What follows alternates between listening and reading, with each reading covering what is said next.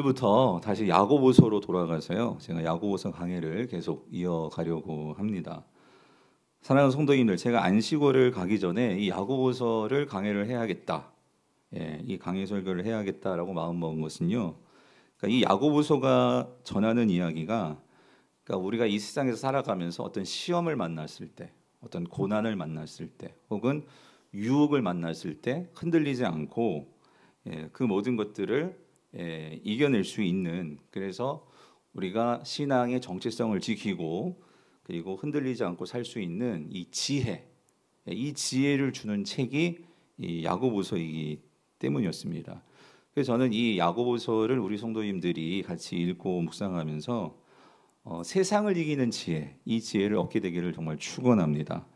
그래서 이전에도 말씀드렸지만 이 야고보서는요, 이 로마 제국 안에서 이 흩어져 살아가는 이 유대인 그리스도인들, 그들을 향해서 야고보가 써준 편지인데, 이것을 보여주는 그 말씀이 1장 1절이죠. 우리 1장 1절 같이 보면은요, 같이 읽어볼게요. 시작. 하나님과 주 예수 그리스도의 종 야고보는 흩어져 있는 12지파에게 문안하노라예요. 그래서 여기 이 12지파라는 이 표현이, 그러니까 이스라엘의 특별히 12지파를 연상한다면 이것은 그러니까 특별히 유대인 그리스도인을 지칭하는 그런 말인데, 근데 여기서 우리가 좀 주의 깊게 봐야 할 게 이 흩어져 있는이라는 이 표현이에요.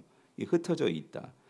이 단어는 이게 함축적이고도 아주 상징적인 표현인데요. 왜 그러냐면 이게 그 유대인들의 이 역사적이고 또 사회적인 어떤 그들의 어떤 배경을 담고 있는 이 말이 흩어져 있다라는 이 표현이거든요. 그래서 유대인들은 우리가 구약 성경을 보면 잘 아시다시피 그들은 결국 하나님을 배반했어요. 그리고 우상을 숭배했어요. 그래서 결국 하나님의 심판을 받죠. 그래서 그들이 아수르와 바벨론의 침공을 받아서 이들이 어떻게 돼요? 포로로 끌려가죠. 그래서 그들이 이제 흩어지게 됩니다. 흩어져서 오랜 세월을 살죠. 그리고 나서 역사가 70년이 지나고 이 포로 귀환의 시기가 오죠. 다시 고국 땅으로 돌아올 수 있는. 그래서 일부 유대인들이 다시 고국 땅으로 돌아오지만 대다수의 유대인들은 돌아오지 않고 계속해서 흩어져서 살았습니다. 그리고 그때 이후로도 대부분의 많은 유대인들이 그들의 어떤 경제적인 이유 또 혹은 뭐 사회적인 이유로 대부분이 계속해서 이 흩어져 살아가는, 그래서 이거를 디아스포라라고 하죠. 디아스포라의 삶을 그들이 살았습니다. 그런데 이렇게 그들이 흩어져서 고국 땅을 벗어나서 이국 땅에서 살다 보니까, 여러분 지금도 그렇잖아요. 이국 땅에서 이민자 생활한다는 게요, 뭔가 모르는 이러한 그 뭐랄까요, 이게 안정감이 없어요. 그리고 그 이국 땅에서 산다는 것은 그 이방 나라들의 어떤 그들의 문화와 사회가 있잖아요. 그런데 그 속에 들어가서 산다는 게 이게 쉽지 않거든요. 그래서 유대인들이 그런 이방 나라에서 살 때에 많은 차별을 받고 또 많은 어떤 핍박을 받고 어려움을 당하고 했습니다.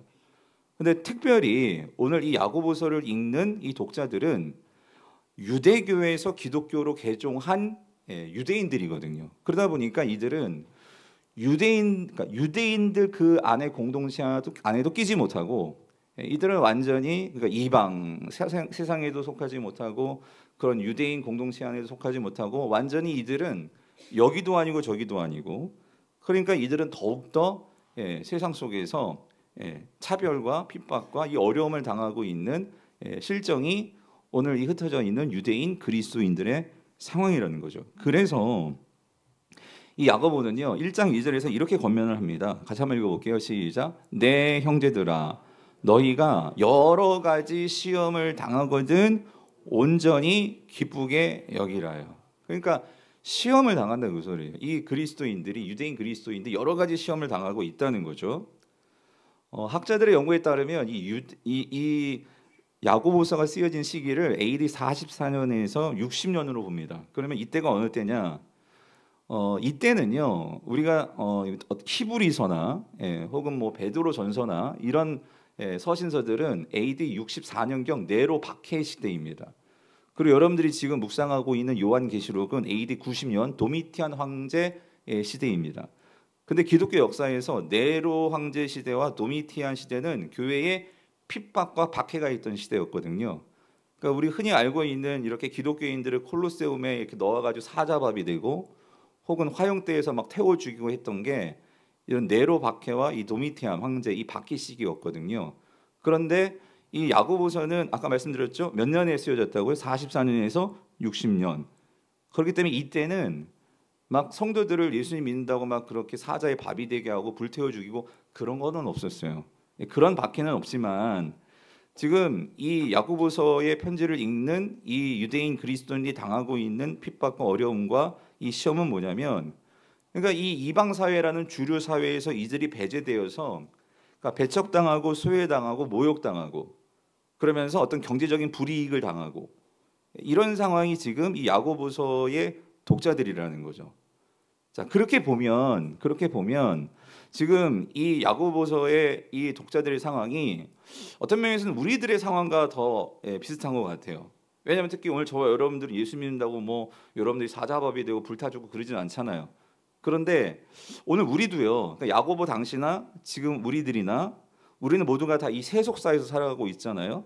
그러니까 세속사에서 살다 보니까 우리가 어떤 유혹과 시험과 어려움이 있냐면 이런 거죠. 내가 적어도 그래도 그리스도인인데 그리스도인에서 살려고 하다 보니까 세상에서는요. 그러니까 성공하기 위해서 돈을 추구한다든지 학벌을 추구한다든지 외모를 추구한다든지 그러니까 온전히 자기 자신만을 위해서 자기 자신을 숭배하면서 그렇게 삶을 살아가는 것이 당연해요. 예. 남들이 어떻게 됐든 간에 나만 우리가 내가 성공하고 내가 높아지면 돼요.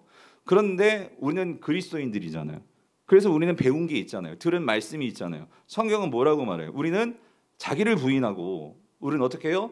자기 십자가를 지고 그래서 예수님을 따라서 나보다 남을 낮게 여기고 그리고 남들을 사랑하고 심지어 나를 핍박하고 나를 모욕하고 차별하는 그런 자들을 사랑하고 섬기는 자로 용서하면서 그렇게 살라고 우리는 배웠잖아요. 그런데 그러한 가치가 우리 안에 있다 보니까 세상에서 어떤 세상적인 가치하고 우리의 가치가 이렇게 충돌할 때 우리는 그게 이제 부대끼는 거예요. 왜냐하면 나도 잘 살고 싶잖아요. 나도 좀 돈 많이 벌고 싶잖아요. 나도 좀 높아지고 싶고 우리 애들이 좀 세상에서 이름 날리고 좀 그렇게 성공하고 살았으면 좋잖아요. 그러다 보니까 여러분 보세요. 세상 엄마들은 심지어 여러분 보셨죠? 자기 아들, 자기 딸 1등 시키겠다고 시험지까지 막 훔치는 게 이 세상이에요. 근데 우리는 그렇게까지는 아니더라도 어떻게든지 우리 자녀들이 좋은 대학 가고 잘 됐으면 하는 바람에 뭐 돈이 없어서 그렇지 뭔가 뒷바라지 잘해주고 싶고 뭐 그런 마음 당연히 있잖아요. 그런데 우리가 그렇다고 세상을 쉽게 따르지 못하는 것은 그래도 목사잖아요. 장로님들이시잖아요. 집사님들이시고 권사님들이시잖아요. 그래서 우리가 이 세상에서 나가서 살다 보면 이 갈등이 있다 그 소리예요. 이 세상의 것을 따라야 되느냐, 세상의 법칙을 따라야 되느냐, 아니면 우리의 신앙을 따라야 될까? 그런 갈등이 있다는 거죠. 그러니까 지금 이 야고보서의 독자들도 그랬다 그 소리예요. 내가 다시 유대교로 돌아가서 그래도 유대인들하고 왜 유대인들은 장사를 잘했거든요. 그래도 좀 돈을 좀 벌고 그렇게 좀 편하게 살 것이냐, 아니면 신앙을 지키면서 힘들지만 그래도 내가 그리스도를 따라 살 것이냐. 그래서 여러분 이 야고보서는요 이거를 우리에게 질문을 해요. 네가 진짜 그리스도인이냐? 우리가 정말 그리스도인이라면 주님을 따른다면 어떻게 살아야 될까? 그래서요 야고보서에서는 좀 반어법적이지만 하나님께 속한 백성이 어떤 모습의 사람인지를 이렇게 소개합니다. 우리 야고보서 1장 8절이에요. 같이 한번 읽어볼게요. 시작. 두 마음을 품어 모든 일에 정함이 없는 자로다예요. 자, 이게 누구일까요? 이거는 하나님의 백성이 아닌 자의 모습이에요. 그러니까 하나님의 백성이 아닌 자들의 특징은 뭐냐면 마음이요. 무슨 마음이에요? 몇 개의 마음이래요? 두 마음이라는 거예요. 두 마음. 한 마음이 아니고 두 마음이라는 거예요. 아니 세 마음일 수도 있고 네 마음일 수도 있고. 그러니까 뭐냐면 우리가 두 마음을 갖고 살아간다 그 소리예요. 세상 사람들, 하나님의 백성이 아닌 사람들은. 그러니까 이렇게 하면 여기를 따라가고 저렇게 하면 저기를 따라가고 여기에 붙었다가 저기 붙었다가 왔다 갔다 하면서 갈팡치바 살아간다는 거예요. 그러니까 뭐가 없어요? 정함이 없다. 하나로 마음을 정함이 없고 삶의 우선순위가 없고 이랬다 저랬다 그렇게 살아간다는 거예요. 근데 반대로 하나님의 백성이라면 그 백성들은 어떤 마음으로 살아야 돼요? 몇 개의 마음? 한 마음. 그러니까 섞이지 않는 분명한 한 마음을 가지고 살아가니까 그의 삶에는 뭐가 있어야 돼? 정함이 있어야 된다. 그러니까 나의 주인이 누구냐는 거죠. 내가 누구를 따라가야 되느냐. 이게 분명한 사람들이 성도들이다. 그리스도인들이다. 이걸 말하고 있는 거죠. 여러분, 우리가 요한계시록도요. 여러분 보면 아시겠지만 사도 요한도 그렇게 얘기하죠. 성도라면 너희들이 어떻게 해야 돼? 차든지 뜨겁든지 둘 중에 하나여야 되지 미지근하면 돼요, 안 돼요? 안 된다는 거예요. 그러니까 한 마음이어야 된다. 그렇게 성경은 우리에게 그리스도의 정체성을 말해주고 있다는 거죠. 자, 그렇다면 여러분은 어떠세요? 여러분 세상을 살아가면서 마음이 이랬다 저랬다 왔다 갔다 하시나요? 뭐 갈등이 되시나요? 아니면 그래도 목사님 그래도 내가 마음이 한 마음이에요. 힘들지만 한 마음이에요. 근데 여러분 이러시면 안 돼요. 물론 내가 이제 뭐 주님께 나오고 오늘은 한 마음이기 때문에 교회 나왔겠지만 여러분들이 예를 들어서 뭐 자녀를 키울 때 혹은 여러분들이 장사를 할 때 혹은 여러분들이 각자가 여러분의 삶의 영역에서 그 모든 것이 한 마음이어야 되는데 그게 한 마음이냐 그 소리죠. 정해져 있냐 그 소리죠. 삶의 우선순위가 여러분이 돈을 쓰는 거나 경제적인 생활이나 이 모든 부분에서 정해져 있냐 그 소리죠. 근데 이게 정해져 있지 않으면 여러분 한 마음이 아니라 여러 가지 두 마음이라고 생각해 보세요. 그럼 어떻게 될까요? 우리 삶이 어떻게 될까요? 흔들린다 그 소리. 흔들린다. 흔들린다. 흔들리니까 어떻게 될까요? 삶이 어때요? 힘든 거예요. 불안하니까. 불안하고 우리 마음에 평안함이 없게 된다 그 소리죠. 그래서 야고보는요, 이 힘든 세상에서 성도들이 그러니까 흔들리지 않고 시험을 이기고 시련을 이기고 그렇게 살아가기 위해서는요, 이게 필요하대. 이것이 필요하대. 이게 뭘까요? 그게 뭘까요? 그게 바로 지혜라는 거예요. 지혜가 있어야 된다. 그래서 여러분 1장 5절에 같이 한번 읽어볼게요. 시작. 너희 중에 누구든지 지혜가 부족하거든 모든 사람에게 후히 주시고 꾸짖지 아니하시는 하나님께 구하라. 그리하면 주시리라요. 자, 여러분 세상 사람들도요 누구나 다 지혜로워지기를 원해요. 그렇죠? 지혜롭게 살기를 원해요. 자, 그러면 여기서 야고보 말한 지혜는 뭘까?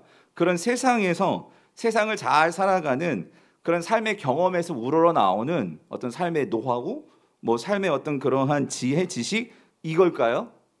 아니라는 거예요.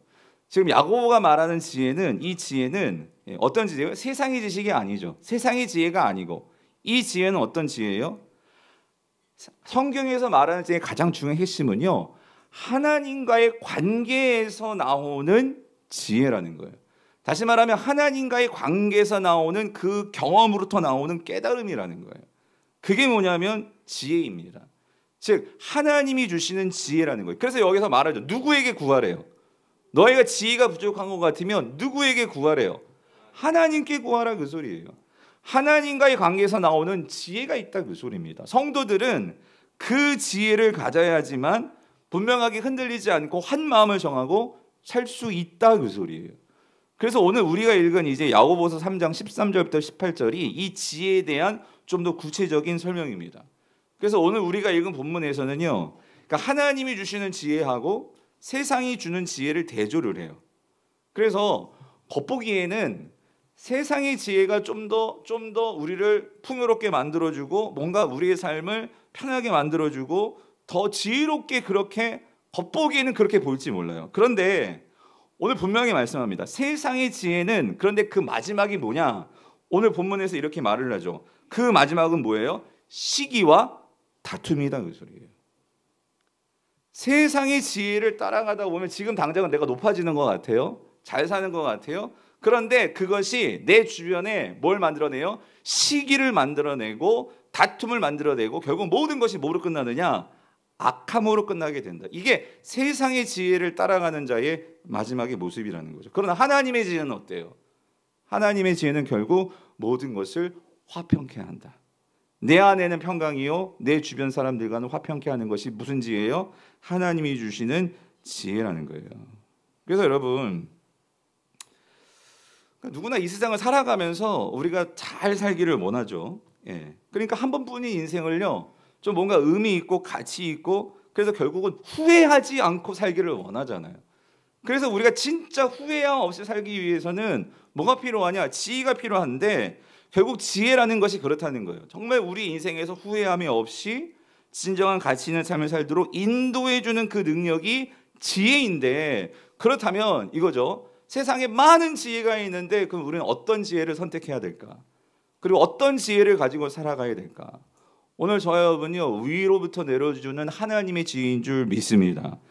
그래서 여러분 오늘 그 지혜를 우리가 살펴보려고 하는데, 자 이런 점에서 야고보는 먼저 이 지혜를 따라가지 말래요. 그게 무슨 지혜냐면 땅의 지혜죠. 땅의 지혜. 땅의 지혜를 따라가지 말라라고 우리에게 권면합니다. 왜냐하면 15절 16절을 읽어볼게요. 땅의 지혜예요. 같이 읽어볼게요. 시작. 이러한 지혜는 위로부터 내려온 것이 아니요 땅 위의 것이요 정욕의 것이요 귀신의 것이니 시기와 다툼이 있는 곳에는 혼란과 모든 악한 일이 있음이라. 자 보세요. 그러니까 땅 위의 지혜, 이거는요 하늘로부터 내려온 지혜가 아니에요. 이 땅에서 생겨난 거예요. 그래서 여러분 이 땅 위의 지혜, 세상의 지혜는요 분명히 그 기원이 하나님으로부터가 아니에요. 그렇죠? 그래서 이 땅의 지혜의 그 특성은 뭐냐면 뭐래요? 정욕의 것이요. 자 뭐래요? 귀신의 것이다. 그러니까 정욕적이고 귀신적이다. 즉 사탄적이다 그 소리예요. 이거 왜 그러냐면 여러분 잘 아시다시피 이 세상의 지혜를 거슬러 올라가다 보면요 그 기원이 어디서 나오냐면은요 그 기원이 바로 그 에덴 동산에서 이 뱀의 입술을 빌려서 말한 사탄의 지혜가 이 세상의 지혜의 근원이더라는 거예요. 여러분 잘 아시죠? 에덴 동산에서요 하나님께서 인간에게 모든 것을 다 내어주시고 하나님의 지혜를 가지고 살도록 하나님은 인간을 하나님 형상으로 그렇게 만드시고 모든 거 내어주셨어요. 그렇죠? 근데 뱀이 뭐라고 해요? 뱀이 찾아와가지고 그 뱀의 입술에 사단이 그의 입술에 이제 빌려서 그렇게 얘기하죠. 유혹을 하잖아요. 하와에게. 하나님의 말씀대로 사는 게 아니라 내 말을 한번 들어보라고. 그래서 하나님이 먹지 말라고 한 그 선악과 너희들이 따먹어 보라고. 그걸 먹어보라고. 그러면 너희들이 어떻게 된대요? 누구처럼 된대요? 하나님처럼 된다. 여러분 하나님처럼 된다는 얘기가 뭐예요? 너희들이 내 말 따르면 어때진다는 거예요? 지혜롭게 된다 그 소리란 말이에요. 하나님이 없이도 너희들이 지혜롭게 살 수 있다 그 소리죠. 왜 멍청하게 혼자 그렇게 살아가냐? 그러니까 하나님 없이도 살 수 있는데 왜 그렇게 사냐? 지혜로워질 수 있는데. 뱀이 그 말을 한 거예요. 자 그랬을 때에 이 말을 듣는 순간 하와가요 그 말을 듣고 이제 세상을 보는 거예요. 선악과를 보는 거예요. 그랬더니 선악과가 어떻게 보였습니까? 창세기 3장 6절 여자가 그 나무를 본즉 먹음직도 하고 보암직도 하고, 자 어떻게 할 만큼? 여기 나오죠. 지혜롭게 할 만큼 탐스럽기도 한 나무인지라요. 그 이전에는 하나님의 관점으로 선악과를 볼 때에는요 하나님과의 관계에서 그 하나님의 말씀을 기억하면서 세상을 바라봤어요. 그런데 사단의 말을 듣고 그 지혜를 따라 그 지혜를 바라보면서 이제 선악과를 보니까 하나님 없이도 내가 지혜로워질 수 있다. 그러니까 이 선악과를 보면 내가 지혜롭게 될 것 같아. 그렇게 이제 보게 되는 거죠. 그러면서 여러분 이거예요. 사단이 주는 지혜의 핵심은, 여기서 지혜롭게 된다는 것은요 결국 이겁니다. 그 지혜의 핵심은요 하나님 없이 내가 주도적으로 모든 것을 바라보고 내가 주도적으로 모든 것을 하게 되는 거예요. 그래서 세상의 지혜, 사단이 주는 지혜의 핵심은요 모든 것을 나 중심적으로 바라보는 거, 이게 세상의 지혜입니다. 그랬을 때 결국 선악과를 따먹었어요. 그럼 어떻게 되었을까? 7절을 보세요. 7절 같이 읽어볼게요. 시작. 이에 그들의 눈이 어떻게 돼요? 밝아져 자기들이 벗은 줄을 알고 무화과 나물 잎을 엮어 치마로 삼았더라. 자 여기서 눈이 밝아졌대요. 선악과를 따먹었을 때 왜 따먹었어요? 지혜로워질 것 같아서 따먹었잖아요. 지혜를 준다고 했으니까. 그랬더니 눈이 밝아졌다. 원어적으로는요 이 눈이 밝아졌다는 표현은 눈이 열렸다 그 소리예요. 눈이 열렸다. 이전에는요 이런 관점이 없었어요. 근데 새로운 관점이 생긴 거예요. 그게 뭐냐면은요 하나님이 의도하신 참 지혜로 세상을 바라보는 것이 아니라 사단의 지혜로 그 지혜를 따라서 이제 선악과를 따먹고 그렇게 지혜를 갖게 되니까 이제는 철저히 세상을 어떤 관점으로 바라보게 되느냐? 자기 중심적으로 바라보게 되는 거예요. 자기 중심적으로 바라보는 이 자기 인식의 눈이 열리니까요. 자, 세상을 어떻게 보냐면 나의 관점에서 너를 바라보고 나의 관점에서 이 모든 거를 바라보는 거예요. 그러니까 여기서 뭐가 생길까요? 비교 의식이 나오는 거예요. 비교 의식. 비교 의식이 나오니까 거기에서 남들과 비교하면서 내가 뭔가 부족해요. 그럼 뭘 느끼죠? 수치를 느끼는 거예요. 수치. 예. 그러니까 내가 지금 벌거벗었다는 이 자기 인식을 하게 되니까 이들이 뭐예요? 벗은 줄을 알고 수치심을 갖게 되었어요. 그래서 그 수치심을 갖게 되니까 그걸 어떻게 해요? 그거를 뭔가 가리려고 하고, 그리고 그러한 일들에 대해서 내가 이것들을 감당할 수 없으면 그런 책임을 서로 어떻게 하느냐? 서로에게 책임을 전가하면서 서로 탓하고 서로 불신하고 서로 분열하게 되고, 이런 서로 관계에 있어서 단절이 온 게 결국 어떤 지혜를 따랐기 때문이에요? 하나님의 지혜예요? 사단의 지혜였다 그 소리예요. 예. 그런 성도님들 이런 겁니다. 하나님의 지혜는 하나님과의 관계에서 세상을 바라보는 거예요. 그런데 세상의 지혜는 철저히 하나님을 빼버려요. 그리고 나를 중심해서 이 세상을 바라본단 말이죠. 그렇게 되면 처음에는요, 보암직도 하고 먹음직도 하고 지혜롭게 할 만큼 탐스럽지만 결국 그건 나에게 풍요를 주는 게 아니라 결국 우리를 어떻게 만들어요? 모든 관계를 깨뜨려 버리고 자기를 비교의식에 빠지게 만들고, 결국 어떻게 나도 망할 뿐만 아니라 이 공동체가 어떻게 돼요? 깨어지는 거예요. 아담과 하와의 관계가 깨어지고, 더 나아가서 이 가인이 자기의 어떤 예배조차도 비교하면서 아벨과의 예배를 비교하니까 나중에 누구를 죽여요? 자기 동생 아벨을 죽이는 거예요. 뭐 드리고 나서. 참 이게 충격적이지 않아요? 예배를 드리고 나서 살인이 일어났다 그 소리예요, 여러분. 예배를 드리고 어떻게 살인이 일어납니까? 하나님을 바라보지 않고 그 예배가 나 중심적인 예배가 되니까 예배를 드리고서도 누구를 죽여요? 사람을 죽이더라 그 소리예요. 여러분, 이게 세상이 주는 지혜의 참혹함이에요. 그래서 야고보가 말하는 거예요. 15절 16절 다시 한번 보세요. 뭐라고요? 이러한 지혜는 위로부터 내려온 것이 아니요 땅의 것이요, 어때요? 정욕의 것이요 귀신의 것이니, 결국 이러한 세상의 지혜는 뭘 낳는다고요? 시기와 다툼이 있는 곳에는 혼란과 모든 악한 일이 있음이라. 제가 이 말씀을 이렇게 묵상하는데 한 영화가 떠올랐어요. 최근에 혹시 여러분 보신 분 있는지 모르겠는데 84제곱미터라는 영화인데요. 예. 극장에서는 개봉하지 않았고요. 넷플릭스에서 나온 영화인데 이 내용이 뭐냐면은요. 그러니까 이 평범한 청년이 있어요. 청년이 열심히 성실한 청년이에요. 직장에 다니는, 대기업에 다니는. 그래가지고 이 청년이 이제 결혼도 해야 되고, 그리고 뭔가 내 삶을 좀 이제 꾸려 나가야 되니까 그 서울의 이제 국민 아파트는 평수가 84제곱미터라면서요. 그러니까 뭐 평수로 바꾸면 34평. 그러니까 이 34평짜리 아파트 한 채를 갖기 위해서 그러니까 자신의 모든 재산을 다 끌어오는 거예요. 회사에서는 미리 퇴직금까지 끌어당겨가지고, 그래서 모든 돈을 끌어 모아가지고, 이제 이걸 세상 말로는 영끌이라고 하잖아요. 모든 영혼을 딱 끌어 모아가지고 결국은 이 아파트의 모든 걸 다 건 거예요. 투자를 한 거죠. 분명히 아파트 값이 오를 것이다 해가지고 아파트를 샀어요. 자기 등기번호를 이제 갖게 된 거예요. 얼마나 좋겠어요. 그러니까 처음에는 너무나 행복해하는 거예요. 그런데 그래서 인생이 잘 될 거야, 인생이 이제 필 거야, 막 그런 소망을 가지고 집에 들어가서 입주를 했어요. 근데 입주를 하자마자 어떤 일이 벌어지느냐? 첫 번째, 층간소음. 못 견디겠는 거예요, 층간소음. 층간소음에. 그러다 보니까 당연히 층간소음 때문에 뭐가 생겨요? 이웃 간의 갈등이 생기는 거예요. 그리고 아파트 값이 오를 줄 아는데 이게 아파트 값이 오르는 게 아니라 계속 떨어지는 거예요.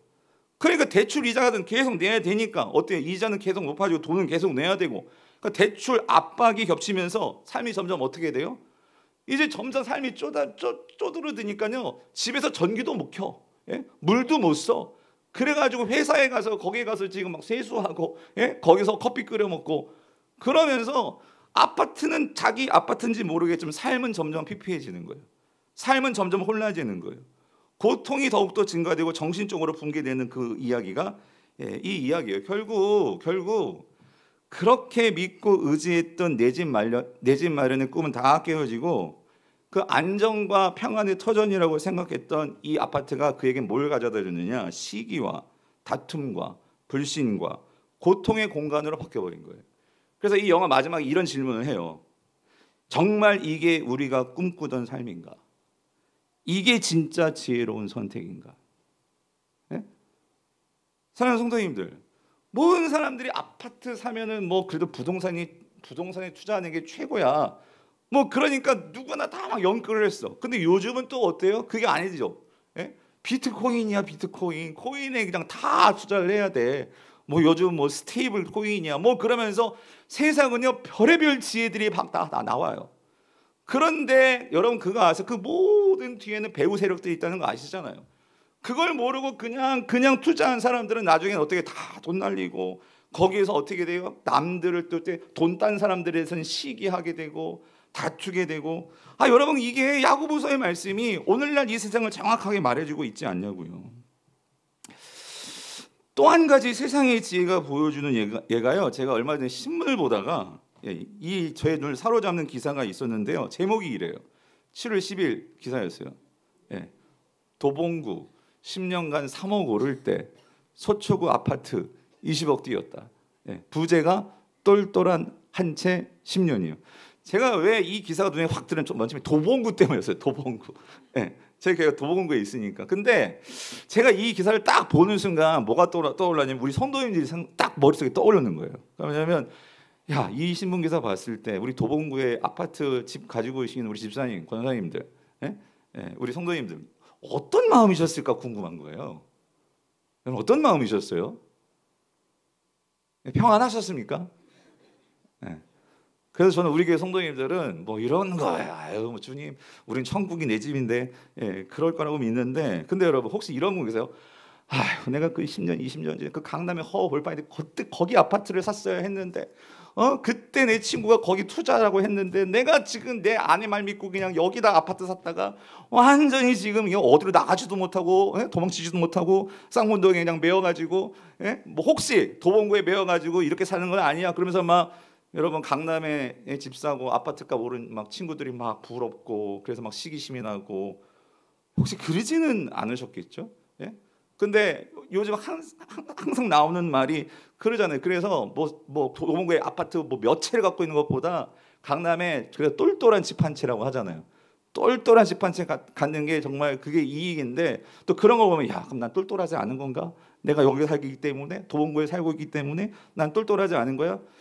혹시 여러분들이 그런 생각을 하실까봐 제가요. 여러분 물론 세상에서 우리가 그렇게 살아가는 자들이라면 열받죠. 화나죠. 그렇잖아요. 아니 세상들은 가만히 앉아가지고 그냥 20억씩 막 그렇게 막 올라가는데 나는 뭐야 하면서 억울할 수 있어요. 근데 여러분 오늘 우리가 정말 추구해야 되고 나아가야 할 그러한 지혜가 뭐냐는 거예요. 오늘 이 세상에서요 그렇게 올라가다가도 내려가게 되고 그렇게 해서 내가 이 말 믿고 또 강남에 아파트를 샀는데 여러분 그 아파트가 또 오르라는 법이 있고 여러분 모르잖아요.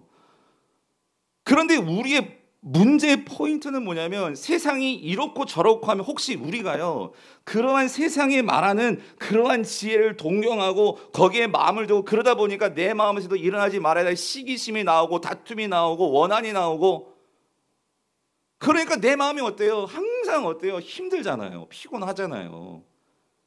내 마음 평강이 없잖아요. 그렇지 않냐는 거예요. 지금 야고보가 그걸 말하는 거예요. 그렇기 때문에 성도는 적어도 세상 지혜의 함정에 빠지지 않아야 된다는 거죠.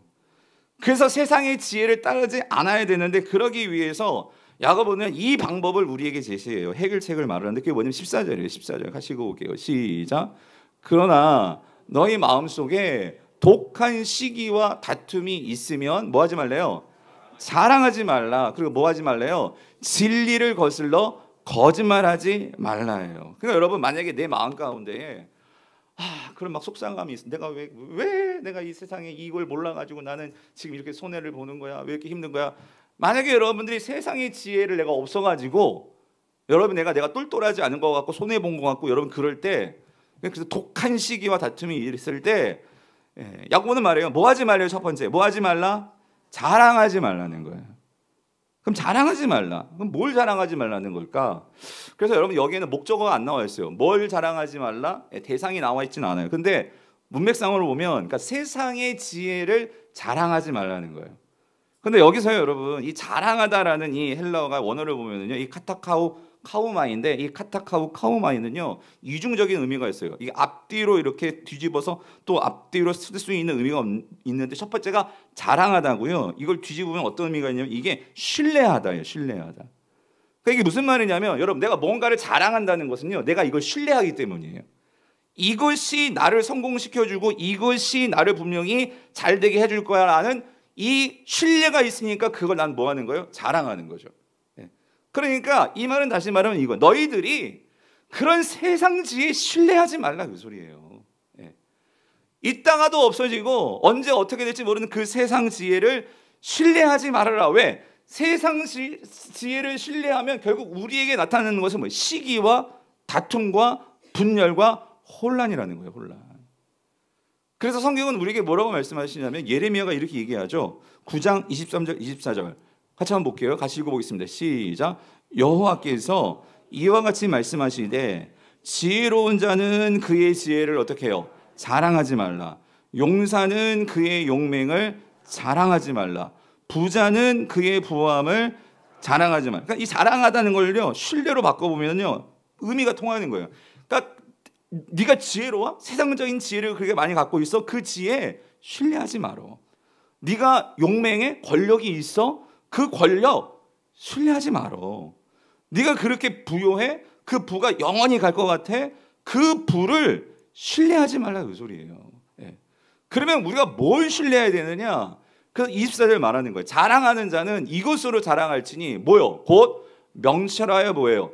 나를 아는 것과 하나님을 아는 것이요. 하나님을 아는 것. 그냥 지식으로 아는 거 말고 나의 삶에서 하나님이 나를 어떻게 인도해 주셨는지, 내가 고난당할 때, 내가 병들었을 때, 내 자녀가 아플 때 하나님께서 나를 어떻게 인도해 주셨는지 여러분 경험이 있잖아요. 간증들이 있잖아요. 왜 그걸 잊어버리고 사냐 그 소리예요. 근데 그것이 정말 있는 사람, 그러면 그거를 신뢰하라 그 소리예요. 그래서 나 여호와는 어떤 하나님이래요? 사랑과 정의와 공의를 땅에 행하는 자인 줄 깨닫는 것이라. 이거를 깨달을 때 여러분 우리는요 하나님은 사랑과 정의와 공의를 행해요. 그렇기 때문에 우리는요 권력자 앞에 줄 서지 않아요. 하나님은요 이 땅에서요 공의를 행하시기 때문에 우리는 돈 많은 사람 쫓아다니지 않는 거예요. 우리가 정말 그 하나님을 알기 때문에 비록 가난하고 병들었고 약해도 우리는 누구를 알기 때문에, 하나님을 알기 때문에 하나님께 줄 서는 거예요. 그분을 신뢰하는 거죠. 누구의 말씀이래요? 여호와의 말씀이니라. 여호와의 말씀이라. 그래서 성도님들 오늘 우리의 삶 속에서요 정말 이 하나님을 신뢰해야 되는데 여러분 이 세상이요 너무나 우리를요 속여요. 속여. 그러니까 지금 이게요 우리가 정말 하나님을 신뢰하고 그 하나님의 지식을 붙들려면, 그러니까 우리가 정말 이 세상에서는요 그러니까 뭐가 이 세상의 거짓된 이 지식인지를 잘 분별해야 되는데, 특별히 오늘 같은 세상에서 참 힘든 게 뭐냐면요 이 세상은요 너무 거짓이 많아요. 그래서 여러분 보세요. 오늘 14절 다시 보면은요. 자 보세요. 자랑하지 말라. 그리고 이어져 나오는 말이 뭐냐면은요. 자, 뭐래요? 진리를 거슬러 뭐 하지 말래요? 거짓말하지 말라 그 소리예요. 이게 무슨 말이냐면 여러분 이거예요. 그러니까 우리가 신뢰해야 될 것은 진리예요. 진리. 하나님의 말씀이에요. 아멘이십니까? 그러니까 그 말씀을 우리가 붙들어야 되는데 이 세상은요. 그 하나님께 거스르는 지혜들이에요. 그러니까 하나님 없이도 에덴 동산에서 그랬잖아요. 하나님 없이 너희들이 잘 살 수 있어. 지혜로워질 수 있어. 여러분 그게 세상이 말하는 거잖아요. 그런데 성경은 말씀해. 그게 다 무슨 말이래요? 거짓말이다 그 소리예요. 거짓말이다.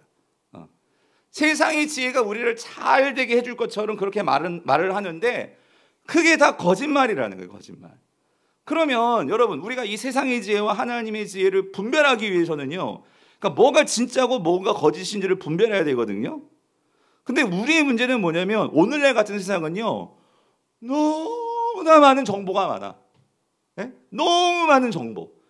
그래서 요즘은요. 병원에 가면은요. 의사가 아니라 환자가 의사예요. 이미 유튜브에서 정보를 다 가지고 있어. 어떤 약을 먹어야 되는지 다 알고 있어. 그래서 의사가요. 이 약을 처방하면은요. 아니 왜 선생님 왜 이 약을 처방을 해요? 아니 이 약을 먹어야 된다고 하는데 돌팔이 아니에요? 그러면서 의사를 의심하는 게, 왜냐하면 너무나 많은 정보들을 알고 있으니까 그러니까 의사들도 기분 나빠하잖아요. 무슨 말이냐면 근데 그렇게 많은 정보들이 여러분도 하루에 얼마나 많이 카톡으로 그 정보를 막 나릅니까? 그렇잖아요. 여기서 뭐 이게 좋다면 막 이리 넘기고 저리 넘기고 그리고 뭐 유튜브에 얼마나 많은 그런 정보들이 많아요. 그게 건강뿐만 아니라 뭐 그게 정치든 뭐 그게 뭐 신앙에 관한 것이든 너무나 많아. 그러니까요 거기에서요 이 SNS 유튜브를 통해서요 우리가요 수많은 그런 정보들을 가지고 살아가는데 문제는 뭐냐면 그게 진짜냐 그것을 진짜냐 예? 그게 진짜 뉴스냐고요 그게 예. 그게 사실이냐고요. 그 존 마크 코모라는 목사님이요 거짓들의 진실이라는 이 책을 썼는데 제가 이 책을 보면서 참 미국도 그렇지만 이게 오늘날 우리 이 현대 이 사회 문제가 뭐냐면요 이 거짓 뉴스와 이 거짓 정보와 이 거짓들이 너무나 난무한 세상인 거예요. 그런 세상 속에서 적어도 성도는 진실을 생각하고 분별할 수 있어야 되는데 문제는 뭐냐면 그러니까 이 모든 거짓의 그 배우는 여러분 거짓의 아비가 누구예요? 성경은 말하죠. 거짓의 아비가 누구예요? 사탄이잖아요. 사탄. 거짓으로 기만하는 그 모든 게 사탄의 배우고 사탄이잖아요. 그래가지고 이 책이 말하는 게 우리가 이 거짓의 배우를 꼭 기억해야 된다 그 소리거든요. 그래서 이 책에 이런 내용이 나와요. 의식적이든 무의식적이든 우리는 영적인 기만을 일으키는 세 가지 적, 마귀, 육체, 세상의 범주를 우리는 너무나 쉽게 무시하는 경향이 있다. 그러면서 왜 마음속에서 끊임없이 이렇게 전쟁이 벌어지는 것처럼 느껴지는지 의아하게 생각한다. 평안을 깨뜨리는 이 전쟁은 도대체 뭐란 말인가? 또한 우리는 세상 뉴스들을 가득 채운 혼란에 고개를 갸웃거린다. 왜 세상은 이토록 엉망인가? 나는 또 왜 이렇게 엉망인가? 나는 세상 육체의 마귀가 여전히 살아서 움직이고 있다고 믿는다. 이것들은 우리가 무시하는 틈을 타서 우리의 영혼과 사회를 파괴하고 있다. 하지만 분명히 말하건대 이 전쟁은 총과 폭탄으로 하는 싸움이 아니다. 다른 사람들을 상대로 벌이는 싸움도 아니다. 이것은 거짓말에 맞서는 전쟁이다. 문제는 단지 우리가 거짓말을 말하는 것에 그치지 않고 거짓말에 따라 산다는 것이다. 우리가 현실에 관한 거짓 이야기를 몸으로 받아들인 탓에 그것이 우리의 영혼을 망가뜨리고 있다. 이게 무슨 말이냐면 여러분 이거예요. 우리가 지금 세상에서 성도들이 싸우는 전쟁은요 뭐 총칼 두고 싸우는 전쟁도 아니고요 이 사람 자체를 미워하고 이 사람들과 싸우는 것도 아니고요 문제는요 우리가요 이미 거짓말에 완전히 쇠뇌당했어. 알게 모르게 세상이 우리에게 전해주는 많은 유튜브와 많은 SNS와 넷플릭스와 뭐 여러 가지 이 세상의 것들 인스타그램과 이런 것들을 바라보면서요 거짓에 완전히 이게 사로잡혀 있어요. 그러니까 상대방을 보더라도 그 상대방이 진위를 보는 게 아니라요 내가 가지고 있는 이 이념, 내가 가지고 있는 이 생각, 내가 가지고 있는 이 고정관념, 내가 가지고 있는 이 정보를 가지고 이 사람은 그냥 정죄를 해요. 그냥 그렇게 바라봐요. 그러니까 나와 다르니까 뭐예요? 이 사람은 그냥 쳐 죽여야 할 적이고요. 이 사람은 상종할 대상이 아니고요. 그러니까 여러분 미국도요 점점 사회가 극단화되는 거예요. 극으로 가든지 극자로 가든지. 근데 이게 우리나라도 마찬가지고요. 그러니까 점점 세상이 뭐예요? 성경은 뭐라고? 너희들이 좌로나 우로나 뭐 하지 말고 치우치지 말고. 잘 아시잖아요. 치우치지 말라고 하는데 우리는 이렇게 치우친다 그 소리예요. 그러면 여러분 우리가 왜 그렇게 치우치는가? 제가 이유를 알겠어요. 여러분 오늘 집에 가셔가지고요 여러분들이요 요즘 핸드폰이 너무 좋아. 그래가지고 여러분 설정에 들어가가지고요 이렇게 보면은요 내가 하루에 유튜브를 몇 시간 봤나 인터넷을 몇 시간 했나 시간이 다 나와요. 그러면 그 시간하고요 여러분들이 하루에 성경을 보거나 하나님 묵상한 시간하고 비교를 한번 해보세요. 여러분 내가 유튜브를 보면서 들어오는 정보와 TV 그 종편 뉴스에서 서로 자기 편만 얘기하는 그런 뉴스를 바라보고 그런 이 세상의 것들을 그렇게 많이 들어온 정보가 있는데 딸랑 여러분 주일날 와서 여기 뭐 1시간 정도 말씀을 듣고 조금 그래도 여러분이 나으신 분들은 매일매일 그래도 뭐 큐티를 하고 하시면 너무 잘하는 거지만 그 시간을 다 합쳐보세요. 어느 시간이 더 많은가? 세상에서 듣는 정보와 세상에서 듣는 소리가 정말 많은데 어떻게 내가 그걸 갖고 세상을 분별하면서 거짓을 분별할 수 있겠냔 말이죠. 여러분 그렇지 않아요? 그러니까 이게 우리가요 거짓들의 진실, 거짓인데 이게 진실처럼 받아들이면서 산다 그 소리예요. 그렇기 때문에 성도들은요, 이 시기에 우리는요 깨달아야 돼요. 뭐냐면 정말 이 세상을 분별하기 위해서는, 그래요 여러분, 우리는요 이거밖에 없어요. 진리가 우리 안에 충만해야지만 여러분 거짓이 보인다 그 소리입니다.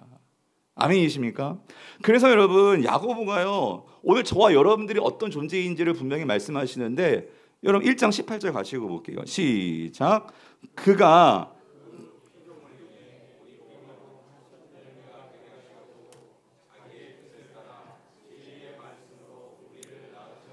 성도님들, 성경은 분명히 말씀하세요. 뭐라고 말하냐면 그 피조물 중에 많은 세상의 피조물들이 있어요. 하나님 만드신 피조물들이 있어요. 그 중에 저와 여러분들은요 하나님의 첫 열매라는 거예요. 첫 열매. 이거는 하나님께 속한 하나님의 백성으로서는 저와 여러분들만이 첫 열매, 하나님의 백성들입니다. 그런데 오늘 저와 여러분들이요 첫 열매가 될 수 있는 것은 하나님의 뜻으로 우리를요 새롭게 낳으셨대요. 우리를 뭐요? 거듭나게 하셨대요. 우리를 구원하셨대요. 근데 무엇으로 구원하셨대요? 무엇으로? 진리의 말씀으로라는 거예요. 무슨 말이냐면 여러분들이 예수 믿고 주님께 나온 것은요 여러분에게 뭐가 들렸어요? 복음이 들렸기 때문이라는 거예요. 복음이 여러분 안에 들어왔다 그 소리예요. 복음을 통해서 여러분들이 새롭게 생명을 얻었다 그 소리예요. 아멘이십니까? 이 말은 다시 말하면은요 여러분 안에 뭐가 있다는 소리예요? 진리가 이미 있다 그 소리예요. 하나님께서요 여러분 안에요 진리를 심어 놓으셨대요. 제 말이 아니라 여러분 1장 21절을 보세요. 같이 읽어볼게요. 시작. 그러므로 모든 더러운 것과 넘치는 악을 내버리고 너희 영혼을 능히 구원할 바 마음에 심어진 무엇을요? 말씀을. 여기 말씀하시죠. 너희를 구원했는데 말씀으로 너희를 낳으셨는데 너희 마음에 하나님께서 뭘 심으셨대요? 말씀을 심으셨대요. 오늘 여러분 안에는요 세상 사람들과 다르게, 그래서 여러분들이 참 이 시간에 세상 사람들 한번 전도해 보세요. 말씀을 전해도요 그 사람들 말씀을 안 들어요. 안 심어져 있는 거야. 근데 여러분은요 여기서요 말씀을 제가 전할 때 듣잖아요. 그러니까 받잖아요. 그건 뭐냐면은요 여러분 말씀으로 나아진 거예요. 아멘이십니까? 자, 근데 여기서 한 가지가 있어요. 우리가 이 세상에서요 거짓된 땅의 이 지식을 따르지 않고 하나님의 지식을 가지고 살기 위해서는요 여러분이 그렇게 말씀이 심어진 거로만 끝나면 안 되고요. 뭐라고 말하냐면요 그 말씀을 어떻게 해야 되냐면, 자, 어떻게 받으래요? 아니 21절에 온유함으로 받으래요. 여러분 이 온유함이라는 단어를 여러분 꼭 기억하세요. 말씀을 어떻게 받아야 되느냐? 온유함으로 받아야 된다 그 소리예요. 그럼 여러분 성경에서 말하는 이 온유함이라는 게 뭘까요? 우리는 온유함을요 그냥 이렇게 온순하고 뭐 이런 거로 생각해요. 여러분 그게 아니고요.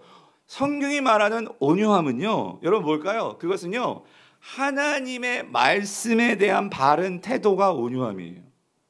내 생각을 주장하지 않고 이게 하나님의 말씀이라면 나의 뜻과 나의 생각을 내려놓고 그 말씀 앞에 겸손하게 그 말씀을 따라 나의 삶을 내어놓을 수 있는 그 태도, 여러분 그게 온유함이에요. 그렇기 때문에 온유함이 있는 사람들은 어떤 삶을 살까요? 22절이에요. 말씀을 어떻게 해요? 뭐 해요? 행하는 자가 된다 그 소리예요. 듣기만 하고 끝나는 게 아니라 여러분은요 세상 사람들은 듣지도 않아. 근데 여러분은 잘 들으세요. 근데 그 다음에 내가 온유한 자인가 아닌 자는요 이걸 보시면 돼요. 그냥 성격이 부드럽고, 여러분 성격이 부드럽지만요 끝까지 하나님 말씀에 순종 안 하신 분들 많아요. 여러분 그 온유한 거 아니에요.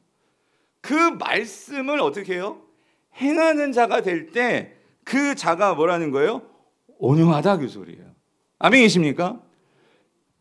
아멘 안 하시는데 여러분 예수님께서 그래서 뭐라고 말씀하십니까? 예수님이 마태복음 11장 29절 뭐라고 말씀하세요? 같이 읽어볼게요. 시작. 나는 마음이 온유하고 겸손하니 나의 멍에를 보고 어떻게 하래요? 내게 배우라. 그리하면 너희 마음이 어떻다고요? 쉼을. 여러분 이 세상에 예수님만큼 온유하신 분이 어디 있습니까? 근데 여러분 예수님이 온유했어요? 여러분이 한번 그 예수님의 그 일생에서 그 성전 사건을 한번 기록해 보세요. 성전, 하나님의 성전에서 막 장사들이 장사하고 했을 때 예수님이 온유했어요? 장사하세요. 수고 많으시네요. 예수님이 그러셨어요? 채찍을 가지고 이게 뭣들하는 짓이냐고 막 상을 막 뒤엎고 난리를 치셨습니다. 세상적인 관점은 그게 온유한 거예요? 아니에요. 그렇다면 주님이 온유하셨어요. 왜? 주님은요, 하나님의 뜻이라면 내 목숨을 걸고라도 그 잘못된 것에 대해서 분명히 말씀하시고, 그 하나님 말씀을 순종하기 위해서는요, 정말 십자가를 지기 싫지만 그 겟세마네에서 정말 땀이 핏방울이 될 정도로 나를 죽이면서, 육체의 본성을 죽이면서 그 십자가에 오르셨던 분이 누구십니까? 예수님이세요. 그래서 주님이 말씀하시는 거예요. 나는 마음이 어때요? 온유하고 겸손하니 너희들 나한테 배우라, 그 소리예요. 그러면 너희 마음이 뭐를 얻는다? 쉼을 얻는다. 여러분, 쉼이 뭐예요? 그냥 아무 일 안 하고 그냥 있는 게 쉼이에요? 여러분, 그러면 막 내가 지금 병들었어. 내 삶이 막 문제가 생겼어. 애들이 내 마음을 막 긁어놓고 지금 우리 집에 들어가면은요, 쉼이 없어요. 그럼 뭐 난 평생 쉼을 못 누리는 건가? 여러분, 성경이 말하는 쉼이 뭡니까? 성경은요, 그런 모든 것들을 초월해서, 사도 바울로 말하면은요, 말씀 나눴잖아요. 지금 감옥에 있고요, 나 언제 죽을지 몰라요. 거기 얼마나 불안해, 얼마나 혼란스러워. 그런데도 기뻐하래요. 쉼이 있대요. 여러분, 쉼은요, 뭐가 쉼입니까? 내가 주님과 함께 주님을 따라갈 때에 나의 삶 속에서 주님이 보이고 주님이 나와 함께 하시고 내가 주님을 닮아갈 때 내 안에 들어오는 이 평안이에요. 내 안에 들어오는 그 기쁨이라고요. 목회는 힘들지만, 여러분 가정에서 정말 엄마 노릇하기, 아빠 노릇하기 힘들지만, 직장에서 정말 너무나 이 힘든 경제 생활 속에서 이거를 버텨내기가 힘들지만, 그러나 주님이 뭐래요? 나의 뭐를 메고? 나의 뭐를 메고? 멍에를 메고 그랬어요. 여러분, 이 말씀 많이 봤는데 한번 질문해 볼게요. 여기 멍에가 뭐예요? 멍에가 뭡니까? 근데 그 멍에를 메고 내게 배우래요. 여러분, 주님은요, 이 땅에 오셔서 왜 그런 생 고생을 하시고 어려운 거예요? 뭐 때문이에요? 하나님의 뜻 때문이에요. 먼저 그의 나라와 그의 의를 구하라고 할 때 주님께서 말씀하신 그 의와 그 뜻은요, 나라는요, 하나님과의 관계였고 하나님의 다스림과 통치였어요. 다시 말하면 나의 멍에라는 것은요, 예수님은요, 그 하나님의 뜻, 그 하나님의 말씀, 그거에 온전히 순종하기 위해서 이 땅을 사신 분이에요. 그런데 그게 결국은 나에게는요, 쉼이 되었다, 그 소리예요. 평안이 되었고 평강이 되었다. 그러니까 너희들도 나를 보고 내가 너에게 전해준 이 진리의 말씀, 이 말씀을 붙들고 너희들이 나를 따라봐. 그러면 너희들도 뭘 얻게 된다고요? 쉼을 얻게 된다, 그 소리입니다. 여러분, 아멘이십니까? 이게 하늘의 지혜예요. 이게 위로부터 오는 지혜예요.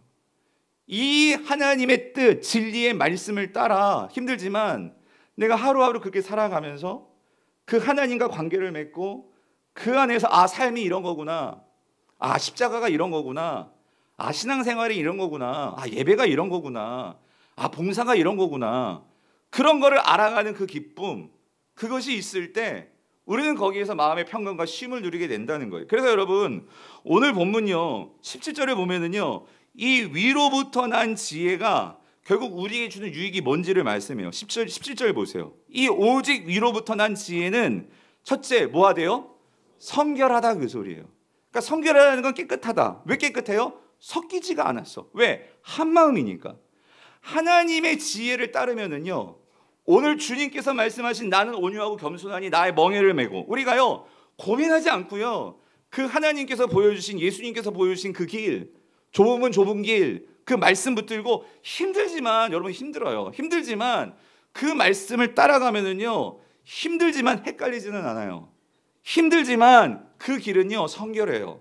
깨끗해요. 그럴 때 우리에게 오는 게요, 깨끗함 속에서 뭐가 와요? 화평이 온대요. 다음에 화평하고, 이 말은 뭐예요? 마음이 평안한 거예요. 내 주변에는 막 풍랑이 치는 바다일지 모르지만 배 안에 주님과 함께하고 있는 나는요 평안해요. 내 마음이 평안하니까요, 내 마음에 넉넉함이 있어. 그러니까 남들에 대해서 어떤 모습을 가질 수 있어요? 관용하는 거예요. 여러분 남편이 이렇게 짜증내고 여러분 아내가 이렇게 막 신경을 내고 하는 거는요, 마음에 여유가 없어서 그래요. 우리가 마음의 여유가 없으면은요 짜증이 나고요 화가 나올 수밖에 없어. 그래 내 안에 화평이 있어. 내 안에 기쁨이 있어. 그러니까 용량이 돼. 그럼 관용하게 되는 거예요. 그리고 양순하게 되는 거예요. 친절한 거죠. 착한 거죠. 그리고 긍휼의 마음을 갖게 되는 거예요. 선한 열매가 나오는 거예요. 그렇게 되니까 당연히 그 사람은 어떻게 사람에 대해서 비교하거나 편견을 갖지 않아요. 쟤는 왜 저래? 저 며느리 왜 저래? 이러지 않아요.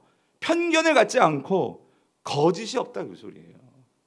여러분 이게 위로부터 오는 지혜를 가질 때 우리에게 주어지는 거예요. 결론적으로 그렇게 되는 자는요 어떻게 되느냐 18절이에요. 18절 같이 읽어볼게요. 시작.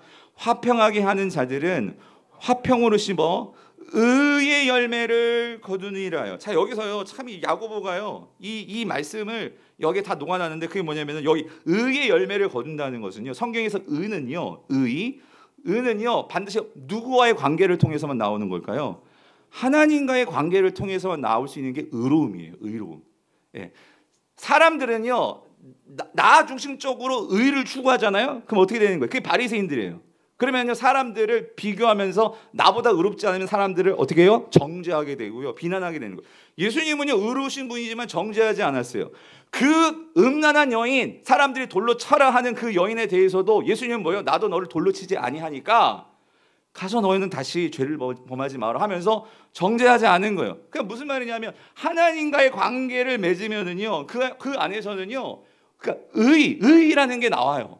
그런 의의 열매를 우리가 맺게 된다. 이 말은 다른 말로 말하면은요 이거예요. 오늘 우리가 위로부터 오는 지혜로 그렇게 삶이 여러분이 계속 살고 연습하면서 살다 보면 내 안에서 의의 열매가 맺는다는 것은요 그냥 우리가 누구를 닮아간다는 거예요? 예수님을 닮아간다는 거예요. 하나님을 닮아간다는 거예요. 그러면 우리가 지난주에 말씀과 연결해 보면은요 여러분 하나님은요 어떤 분이세요? 삼위일체 하나님이라고 했잖아요. 하나님의 본성은 뭐라고 했죠? 사랑이라고 했잖아요. 성부, 성자, 성령이 우리 안에 계시는데 그 세 분은요 다툼이 없어요. 시기가 없어요. 차별이 없어요. 그분은요 서로 사랑 안에서 하나가 되어 있어요. 그분은요 사랑 안에서 어때요? 화평하신 분이에요. 그렇기 때문에 우리가 의의 열매가 있으면 야고보가 말하는 거예요. 그는 어떤 자들이에요? 화평하게 하는 자들이다 그 소리예요. 예수님을 닮은 사람이요 여러분 가정에 들어가잖아요. 그 남편 때문에 그 엄마 때문에 가정이 화평해요. 예수 믿는 사람이 정말 예수님을 닮은 사람이 여러분 직장에 들어가잖아요. 그 사람 때문에 그 직장에 활기가 돌아요. 예수 닮은 성도들이 교회에 많으면은요 아무리 교회가 큰 소리 나도요 그게 깨지지 않고요 그 안에서요 화목이 이루어져요. 그래서 여러분 예수님께서 이렇게 말씀하신 것 같아요. 마태복음 5장 9절 뭐라고 말씀하십니까? 화평하게 하는 자는 뭐가 있어요? 복이 있나니 그들이 누구의 아들이라 일컬음을 받을 것이며 하나님의 아들이라 일컬음을 받을 것이며. 이게 무슨 말이에요? 여러분 성경에서 하나님의 아들은 한 분이세요. 누구세요? 예수님이세요. 근데 예수님 하시는 뭐예요? 그 막힌 담을 허무시고 서로 원수되었던 하나님과 우리와의 관계를 화평케 하신 분이 누구세요? 예수 그리스도시잖아요. 그런 사랑하는 성도님들, 오늘 우리가 하늘의 지혜, 하나님의 지혜로 충만하게 되면은 여러분들이요 화평하게 하는 자들이 된다는 거예요. 저는 여러분들이 그런 성도들 되시기를 축원합니다. 말씀을 맺겠습니다. 사랑하는 성도님들, 여러분 지금 어떤 지혜로 살아가고 계십니까? 오늘 야고보서가 우리에게 주시는 이 말씀을 여러분 꼭 기억하시고요. 여러분 자신에게 이렇게 물어보셨으면 좋겠어요. 나는 세상의 기준과 성공이라는 그 이름의 거짓 지혜를 따르고 있는 건 아닌가? 아니면 나는 정말 하나님께로부터 온 참된 지혜로 힘들어도 어려워도 나는 정말 살아가고 있는 자인가? 그래서 여러분 하나님의 지혜는요 여러분은 이미 심겨진 말씀이 있다고 했어요. 그 말씀 붙들고 매일매일 그 말씀을 여러분이 찾고 듣고 행할 때 여러분 하나님의 지혜는 더욱더 풍성해질 거예요. 그럴 때 지혜는요 그냥 단순히 뭐 삶에서 어려운 문제를 푸는 게 지혜가 아니고요, 하나님의 지혜는요 우리 인생이요 하나님을 기쁘시게 함으로 나도 기뻐지는 거예요. 오늘 이런 삶이 있게 되기를 간절히 바랍니다. 그래서 이런 지혜를 가진 자들은요 직장에서는요 경쟁보다 화평을 택하게 되고요, 가정에서는요 감정 따라 막 울그락불그락 하는 게 아니고요 긍휼을 여길 수 있는 자가 되고요, 교회에서는 이 하나님의 지혜를 따르면은요 자기 주장보다도 온유함과 관용함으로 서로를 끌어안을 수 있는 성도가 된다는 거예요. 바라기는 오늘 저와 여러분들이 이러한 화평케 하는 자들 될 수 있기를 바랍니다. 그래서 여러분 이번 주간 동안 이거 갖고 우리가 같이 기도했으면 좋겠어요. 이거 한번 읽고 설교 마치겠는데요. 우리 기도 제목에 같이 읽어볼게요. 시작. 주님, 내 생각과 감정, 내 계산과 경험보다 말씀의 진리를 따르기를 원합니다. 내 안에 시기와 다툼을 일으키는 세상의 지혜를 버리고 위로부터 난 지혜로 살아가게 하소서. 그리하여 내가 있는 곳마다 화평을 심고 의의 열매를 맺는 주의 제자가 되게 하소서. 이런 은혜가 있게 되기를 축원합니다. 오늘 말씀을 생각하시면서